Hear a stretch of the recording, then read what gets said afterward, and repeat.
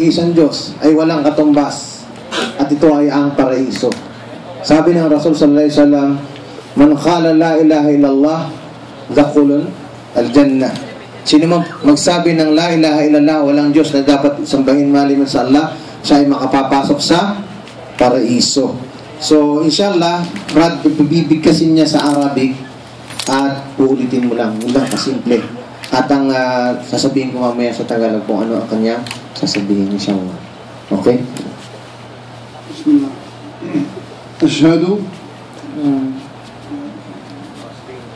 Arabic. Ashhadu an la ilaha illallah wa ashhadu anna Muhammadan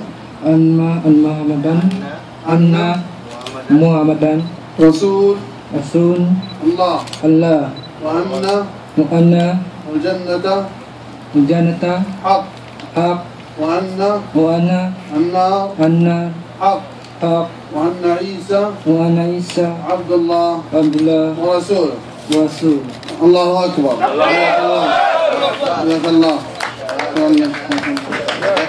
Ang binanggit ng kapatid natin, ang ibig sabihin nun, ako ay sumasaksi na walang ibang Diyos na dapat sambahin maliban sa Allah.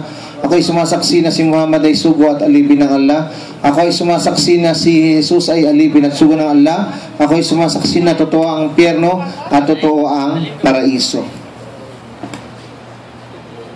Ikaw ang pinakamapalad sa gabing ito.